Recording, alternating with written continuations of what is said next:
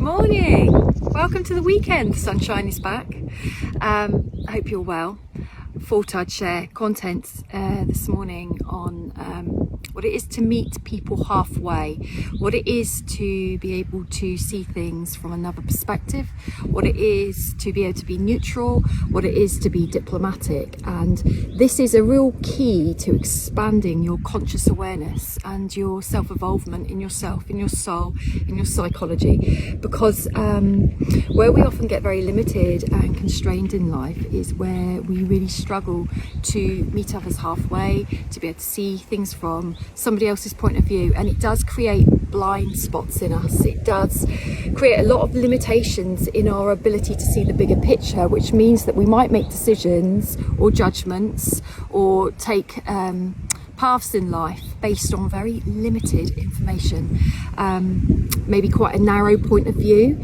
So it's not necessarily about surrendering your beliefs and giving up on yourself or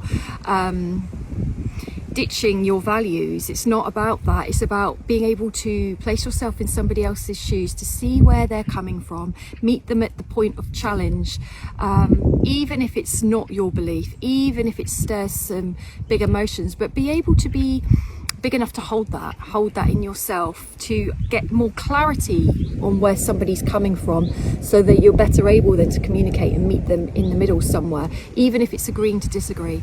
You know, a lot of our fundamental flaws as a human being is getting trapped in our mindsets, our egos. It's a really powerful thing. I've been trapped in many mindsets and egos throughout my life, really to the point of, wow, I can't break my own ego, to be able to see things from a different place. And when we don't allow ourselves to see things from a bigger picture, even if we maintain what we believe, we actually cause a lot of pain for ourselves.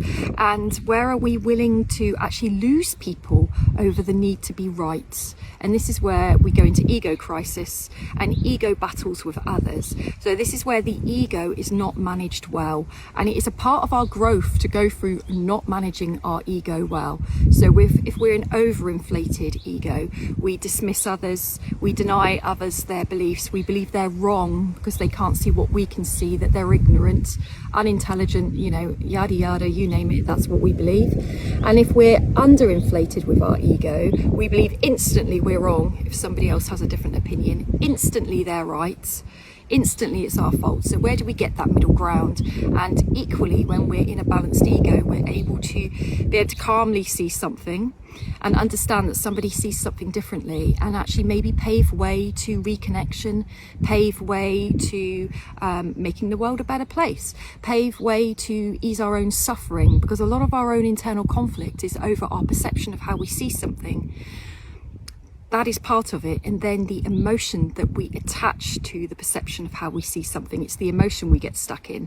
And then we can go into hatred, to anger, resentment, battles, arguments, feuding, internalizing things, ruminating for years to come, not speak to somebody ever again that was important to us, go into war, global war, because we've got different perceptions and we just simply cannot meet in the middle and down tools and surrender and work at it from a different angle. It's like, in some ways, we need to speed up as humans to evolve this ability to stay in grace and actually have a conversation, have a communication, and be able to feel difficult emotions and not be explosive or reactive or threatening or so ego driven, so heavy in the mindset that we simply cannot see another way. But on the spiritual level, this is about opening up to greater levels of conscious awareness, which is being able to see everything, everyone, self and the world from a much bigger perspective that allows us to go, I did think something at one point, but now I kind of honour the right to see it from a different view, because now I have more information. So if we cannot open up to meeting others halfway on some level, which is about us and our ability to be fluid, flow, flexible, understanding, compassionate, open enough, then actually we're kind of keeping ourselves in our own shadow. And those shadow parts of us may not be the greatest parts of us, and they may need work, and we all have to do that. And it can be deep and it can be painful, and it may mean that where we thought everybody else was wrong, it might actually have been us.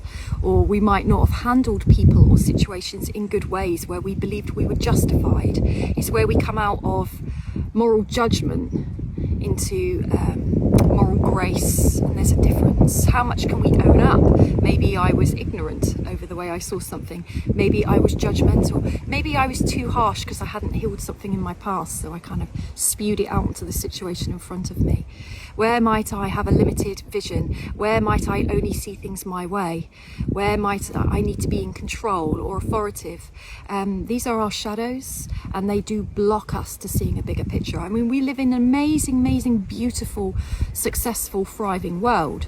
But if we cannot broaden our way of seeing the world and the people in it, we won't have that vision at all. It's doom and gloom. When's Armageddon about to happen? We're not going to survive. The world's going to be over in a minute. Really? Is it? We've been saying this for a long time and we're still here. Just granted, but it's perception, and how narrow or wide are we seeing the reality? Can we look across the globe and see things from many different points of view, even if we cannot come around to agreeing or believing? But it's a way of, how do we work with others? How do we communicate with others? How do we relate to others? And it will always be a mirror back to how we relate to ourselves. You know, we've got to let other people's views in at some point, just to help us reshape and reform ours and how we tackle people with difference. We've got many beautiful cultures in the world, but how much do we judge them because they're different to us? We're coming out of that age now, the Piscean and Aquarius shift, where we see things from our point of view, and that's the way it is, to a far more integrated, interconnected, far more beautiful way of seeing things, which will help pave to a much more healed world, much more healed relationships in our own world, with relating to our pasts. It's just multi-layered how beneficial it is. But that's where we can all play our part in the world, in global healing. We can all play our part in making a difference, and it starts in here, linked with here. It's how we view, how we allow, how inflexible we might be, how egoic we might be, how adamant we might be. But have we actually looked at why? What we're being driven from? Is it all our fears, our wounds, our unhealed stuff that's really pushing us down a pathway that might not be for our highest good?